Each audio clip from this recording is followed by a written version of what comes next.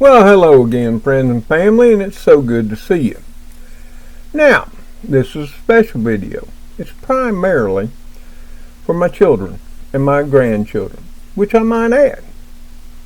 You know, I'll have my grandson Davy from my daughter Ashley. But my son James just recently got married on October the 13th, and a brand new grandbaby is on the way. And that's why I thought making this video was so important. You see, what you're about to experience with me, should you choose to view it, is a tour of my life, sort of, in the homes and properties that I've owned over my lifetime. Yeah, as you can see, that may become important to my children and grandchildren in times to come. Now, will it be all the places I spent time over my lifetime? Because I've traveled all over the U.S. and many countries abroad. So no, it won't include any of that. This is just, let us say, it's a home and property tour of what I actually owned. Now I may stop along the way at a few places where I spent significant time. May have not owned the property or the residence, but I spent considerable time there. I'm not sure yet, because I'm taking this journey with you as we go back in time throughout my life. And we're going to start in this back in time journey where we're currently at, which, you know, we're looking down upon it on Google Earth now. And even though it's not a recent satellite view, because you can still see my beloved Mustangs and my S10 in the shot. Yeah, you can see my pewter bullet Mustang, my little pony Mustang. There's the S10. Oh no, come to think of it, that is my prototype Mustang. There's the S10. But anyway, you get the idea. Not sure when this shot. I think this shot was taken back in 2019, according to Google there. So yeah, it's already 3 years old, and as you know, the Mustangs are all gone. Sold off, and one given to my son. So hey, sit on down. Maybe pop some popcorn, get some snacks, and a cold drink. And let's take a journey back in time through the life and times of T.C. Hines. So, our journey here in my life of the home properties, you might say home properties tour of my life, starts right here.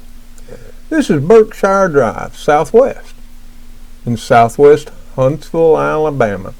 Yep. Now, this wasn't the first place that I actually owned something. I actually owned a mobile home. Yeah, trailer. Yep, it was a 10 by 60 New Moon. It was almost like brand new. In fact, the doctor was using it, which was a resident at Huntsville Hospital. He only used it to catch some sleep in between his shifts. Yeah, the beds had never been put up, still covered in plastic. The kitchen had never been used. He'd just come crash on the couch. Yeah, paid cash money for that. And that's where me and the wife first start out our life away from home, over on Drake Avenue. Yeah, again, in southwest Huntsville, Alabama. But this is the first home. It was a small home. If I remember right, I'm thinking it's about 950 square feet.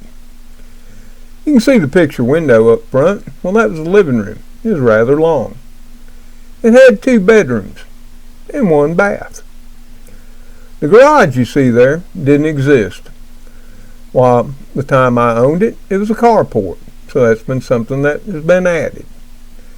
It also had a dining room that you could go out through to the backyard through a sliding glass door. The kitchen was one of those galley type kitchens. At the sink, you had a window that looked out into the backyard, and you can see the trees lined it in the back, very private.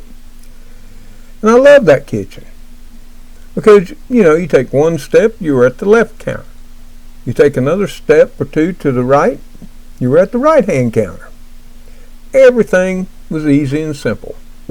It had a pass-through bar to the dining room. I love this little home. It was so clean, neat. We went through and repainted it. Did a lot of remodeling. Yeah. And right behind that there picture window was a Schiffelera plant. I think they call them an umbrella plant. Yep, which over time would grow quite huge. Now you'll notice there's a pecan tree out in the front. Well, that tree too didn't exist when we owned this home. No. There was one singular tulip poplar tree in the center of the yard. I love that tree. It grew straight up about 80 feet. Only thing I didn't love about it, tulip poplars bloom, rather colorful bloom. But then they dropped this here blossoming seed pod in the yard. The front yard is virtually the same as it was with the one tree, albeit a pecan tree now. Yep, 2927 Berkshire Drive Southwest, Huntsville, Alabama. My very first real home. Bought it through an FHA loan back during the first rampant height of inflation. And back then, mortgage rates, if you had really good credit, were 12 to 13. But me and the wife were a young couple. In fact, we'd never had any credit cards or taken any loans. So we didn't even have a credit rating. So our rate was 18, which we thought was great because rates were skyrocketing. I think during the time of the late 70s, throughout the 80s, they would actually get up around 20 or something percent. Here again, it all depended on your credit rating, just like it does now. But like I said, I love this home, and this would be the first place since I left home that I would actually have a garden in the backyard. Yep, this is where I continued to garden like I did in my childhood and my teens with my father. We've been doing it all our lives. I look back with fondness to this home. Sometimes wonder why I ever left. But things in life would change. Opportunities would come my way. And then we would move. And with that, I'll take you to the next home in my life along the tour of it. So here we are at the second home that we owned, or I owned, and the wife. But it was sort of different.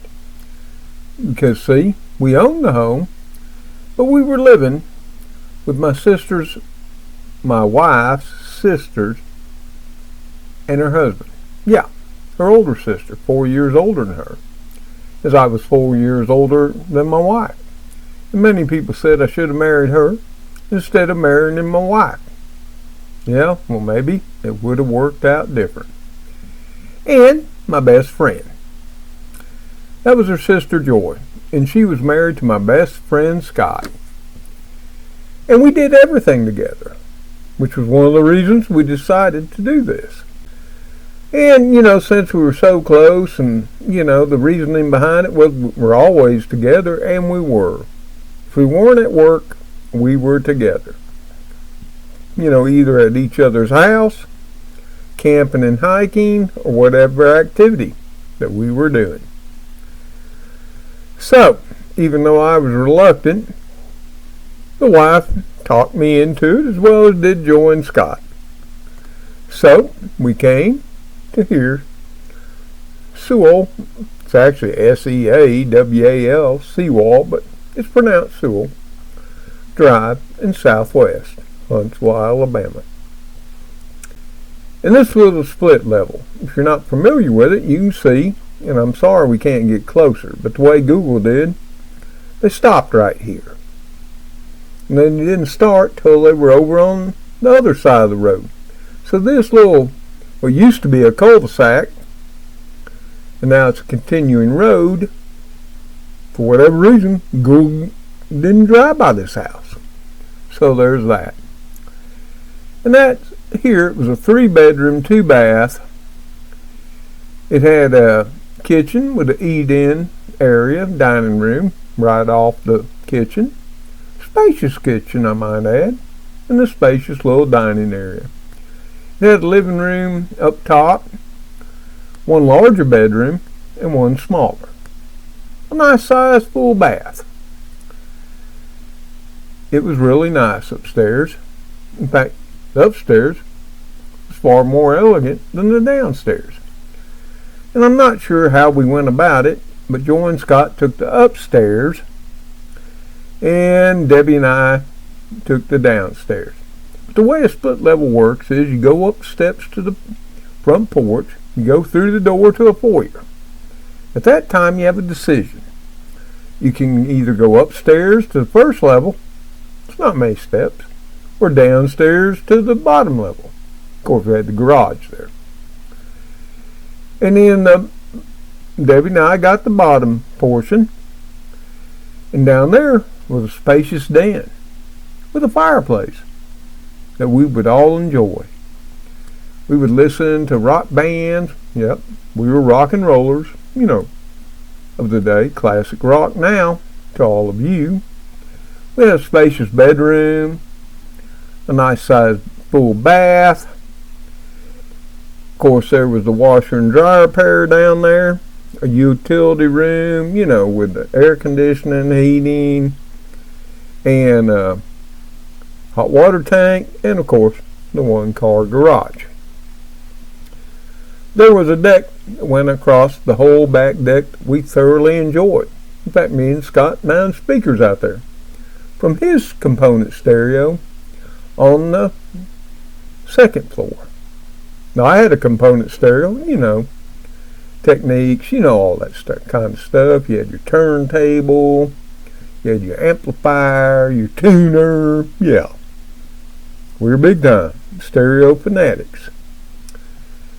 Playing the vinyl and the cassette tape. Oh yeah, cassette recorders, dual cassettes. So not only could we listen, but re-record. It was a wonderful life for a while. The problem being over time, and it really saved us from the reason from doing it, or the reason I finally caved in, was we were on the verge of a recession. Companies were laying off. People were being unemployed. And I feared Debbie and I would feel the same at the facility or plant, manufacturing plant. At the time we worked for Cheeseboro Ponds, which had been where Joy and Scott had worked the summers while going to college. But now, Joy was a nurse, which was a quite stable job, but Scott was worried because he was in retail. Actually, the manager of World Bazaar, like he used to say. All the things you really don't need when times become hard. And if you're familiar back in the day with World Bazaar, you'll know what he was talking about. There's all these here home decorations and knickknacks and what have you from all around the world. Anyway, yeah, the recession happened. Joy didn't lose her job, of course. Scott didn't either. He had to lay off most of his sales associates at World Bazaar, but him and one or two stuck it out. Whereas Debbie and I, unfortunately, got laid off. The mortgage and property was in Debbie and I's name, But we had savings, and the layoff wasn't that long. And we got through it. In fact, would we have not done this and got together with them and purchased this home? Would we have got through it anyway? If we'd have kept our home over on Berkshire Drive? Yeah. In retrospect, looking back, we would have. But we just didn't know. Like I say, we were young. This was our first experience in an economic downturn. But like I say, our schedules. Joy and Scott worked days. Debbie and I were working nights. Even though when Joy and Scott were working at Cheeseboro with us, they worked nights too. That's how I became best friends with Scott, which would continue all the way up until the 2000s. But like many friendships, time and distance, they soon fade away, and such would be the case later in my life. But it became a time when we got back to work. Times were good. And there were other issues just because of scheduling. So, Debbie and I decided we wanted once again to find our own place, a home of our own. And at that time, Joy and Scott had been working stable jobs long enough that they could get a mortgage. So we spoke with them, let them know our desires and what we wanted to do. But they loved the home and they wanted to keep it. They really didn't get offended or bent out of shape. They understood our reasoning and totally agreed. Even though Joy and my wife Debbie would remain the closest of sisters and still are to this day. So, they did get a loan. They got them a mortgage. And they bought us out. And that would take us on our next journey down the road to the third home in the life of T.C. Himes. The third home that the wife and I would purchase was out in Harvest, Alabama, on a street called Cobb Place. It was a dead-end road, and we owned the last home on the left. You can see it right here, although it's changed in modern times quite a bit from when the wife and I owned it. The garage there on the right and the privacy fence, of course, didn't exist. I'd put up a fence of web wire for my two collies. Tom and Jerry were their names. You see, at that time, my mother and father over on their place, the farm, in East Limestone, one of their hobbies was raising king and tricolor collies, which were gifted to me by my mother, who thought since now that I had a country place, I needed dogs. Yeah, she would also gift me my very first feline furry friend, Casey, a male cat, tuxedo, white belly, and 4 white cap paws. And I loved that animal as much as he loved me, as I loved my dogs. Tom looked like Lassie, and Jerry was a tricolor, if you know what that means. But the home here was described back then as a California modern. Now, I loved the lot as much as I loved the home. And you can see this addition on the back. That didn't exist either. It was just this little California modern home. Yep, and this closed-in area, once upon a time, when we owned it, was the carport. Yep. And you had your French double doors here, and this home here was a very small 3-bedroom with one fairly good sized bedroom and 2 very small bedrooms. Here again, it just had one bath. It had a larger U-shaped galley kitchen, which I totally enjoyed, with a window that looked out back. And the living room went across the front here.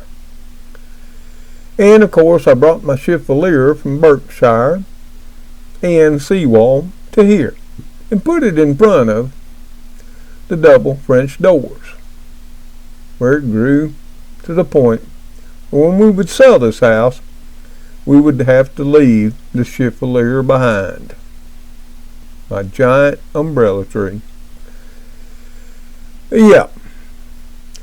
The pine trees that you see were there, albeit small, when we owned the property. I think it was a little over a half acre. I think it was 3/4 to be exact. It surely was.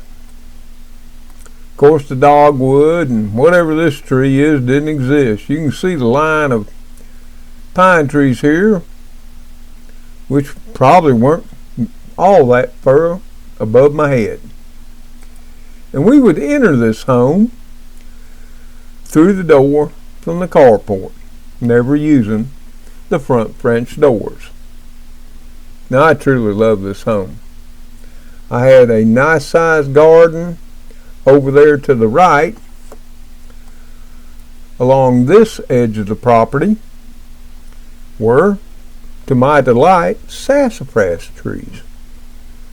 And oh yeah, if you're familiar with sassafras tea, yeah, that's taken from the roots of the sassafras tree, where they're all chipped up. A taste that I acquired from my grandfather Hines up in Bradford, PA. It was just the perfect size. A big garden that made me happy, a nice home that made the wife happy. It was in perfect condition when we purchased it. I truly did love it, and this is another home that, looking back at your life, you wonder why you ever left. I mean, we could have had a couple of children, like we would. Would have been just fine here. Harvest, Alabama was a wonderful place to live during these times, and still is, albeit it's grown up to something I can't even recognize from the time we were here. I think we gave for the house and property during that time, I think we gave about $28,000. Hey, that's hard to imagine, isn't it? Hey, with concrete driveway. We thought we were big time, and we were so happy. But this gave me a taste of the country life, and this was all about the time organic gardening and farming was just blossoming. And boy, I was really into that. Mother Earth News and the Rodale Press. Oh yeah, I had me a subscription to Mother Earth News, as well as any book about organic gardening and farming that Rodale put out. I made sure to buy. And during that time is when Debbie and I would dream. And maybe one day we'd have a farm. And there you go, folks. That's the reason we left. Yep, kids and grandkids. It was that taste of a better life. Growing organic vegetables and fruits and raising our own animals. They call it homesteading now. Back then they sort of called it mini farming, or the new back to the land movement.